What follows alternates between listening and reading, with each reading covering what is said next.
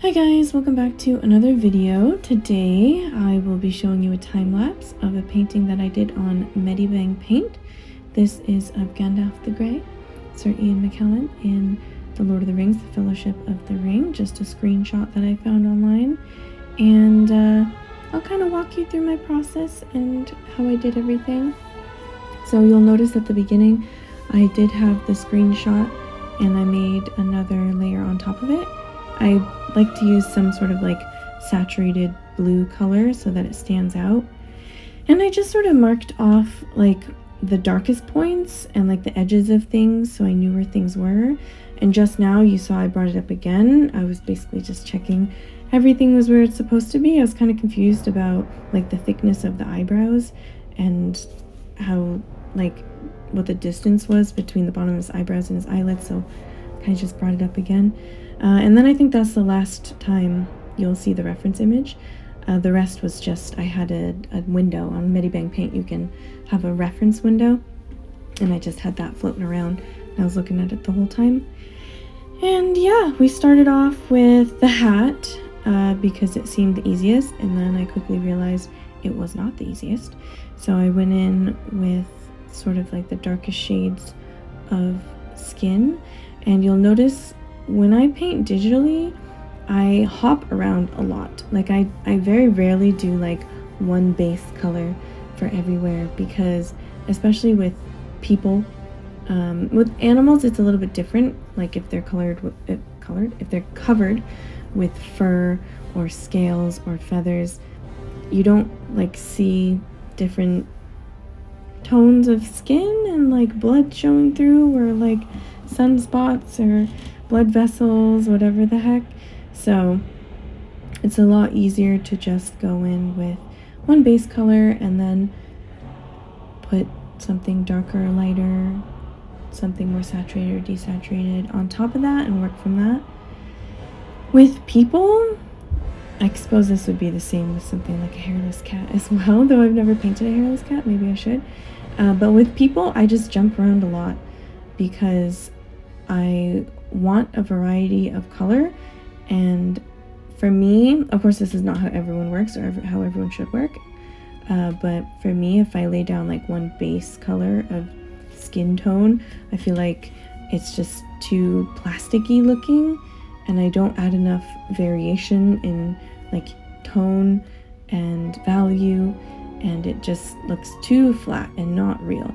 So basically, when I am looking at my reference image, I decide which little area I'm working on, and then I choose colors from that area, and it helps me keep everything basically in context. Like, I know a lot of people have probably seen videos of like, this is how color theory works, and they show you like an orange with a blue background and an orange with a different color background, and you're like, whoa, those colors look completely different next to each other. And it's true, they do. So for me, I try to like isolate the smallest little, well, I try not to get too small and too detail oriented, especially first, like in the first step of the painting. But later on, I can put in the details. So I do try really hard not to, but sometimes I do get kind of caught up in like doing too small of an area at once and like a tiny little brush with digital painting, because with digital painting you can go as small as you want to with a brush, whereas with traditional painting you're limited by the brush sizes that you own, and of course depending on the amount of pressure you put on it, you could of course get smaller strokes versus larger ones, but with digital painting it's much easier to get super small. So I try not to, but generally speaking I try to isolate an area and then choose colors from that area. Even if it's skin, just like skin on the other side of the face, it's gonna look different depending on the ambient lighting and the shadows, and also just what's underneath the skin, liver spots, whatever the heck. So that's kind of how I do it, piece by piece, and then I back up and then I look at everything as a whole later on.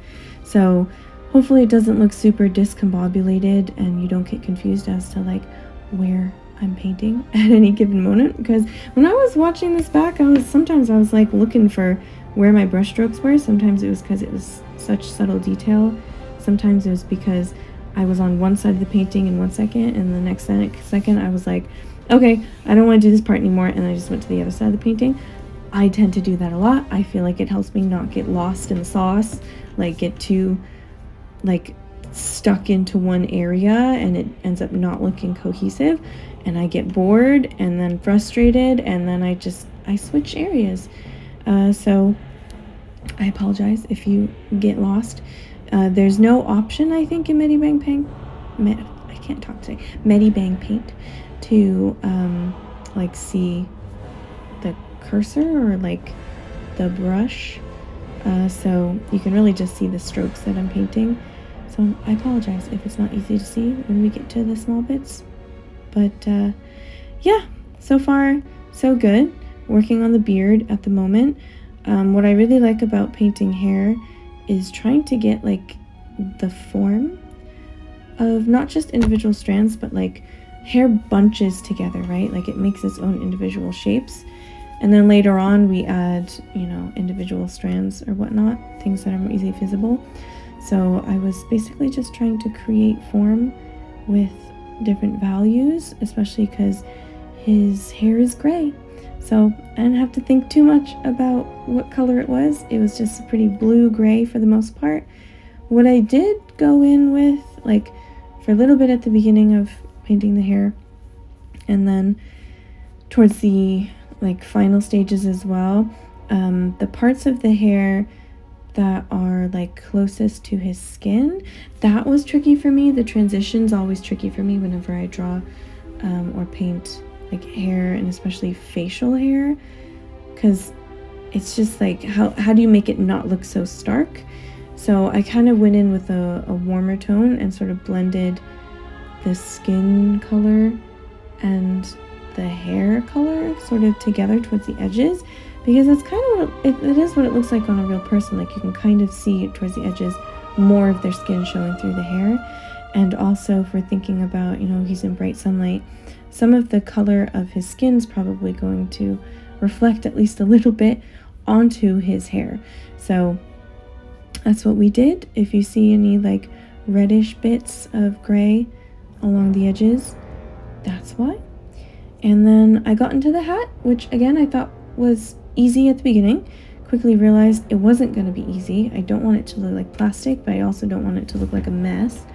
So I took my time here and paid close attention to like where was the darkest bit of shadow versus where, especially towards the rim of the hat, where the light is hitting and bringing out that, again, that bluey gray that is really similar to his beard but isn't the same as his beard. So in the books, he definitely has a blue hat. He has a gray beard but a blue hat. And so I had to make sure that his hat was like pretty desaturated, almost a gray blue, but still blue. So I was trying not to get caught up in, like, I don't want his hair to blend into his hat too much. And in the movie, it is a blue shade, but again, it's kind of desaturated. I think all of his robes, like, nothing super, super colorful for the most part when it comes to Gandalf, or a lot of the company actually, which I don't know if that's just a medieval fantasy trope, but it worked. It looked gorgeous in the movie, so it works for me. It does say explicitly, like I said in the book, he has a blue hat. How bright blue it is, I don't know.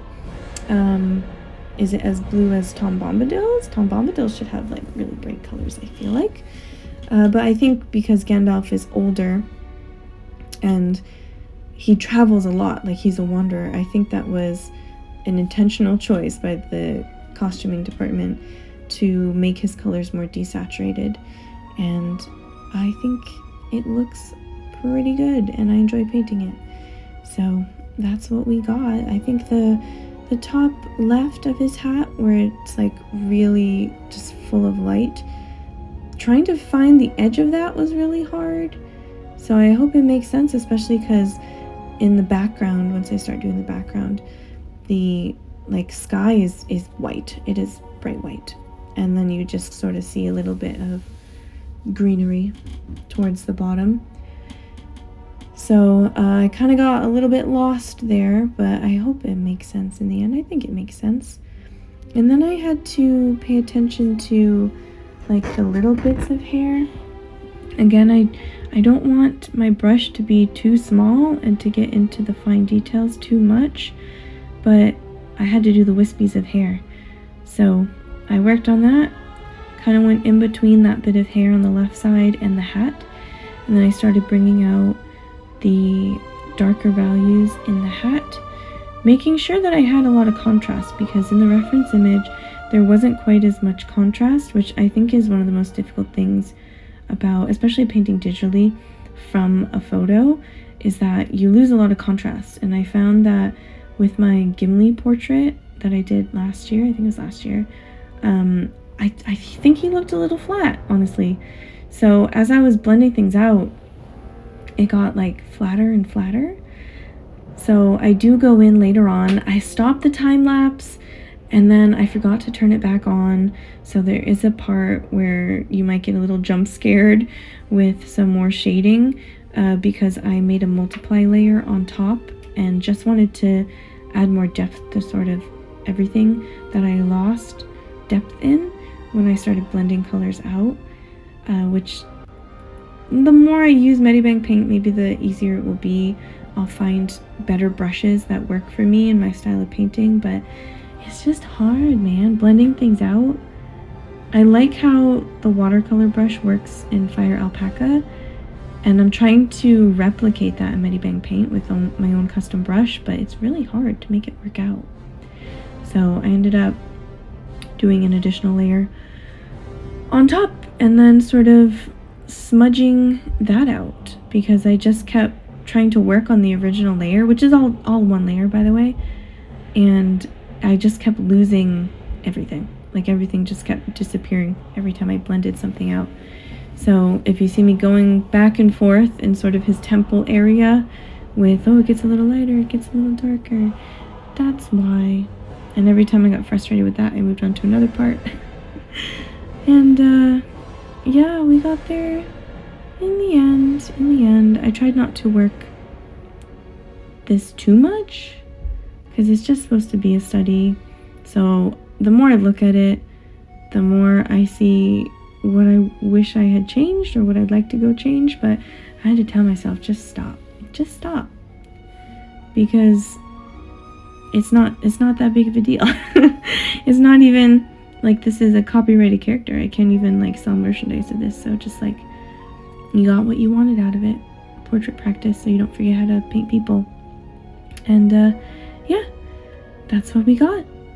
This is Mr. Gandalf the Grey, and I think it turned out pretty alright. Let me know what you think.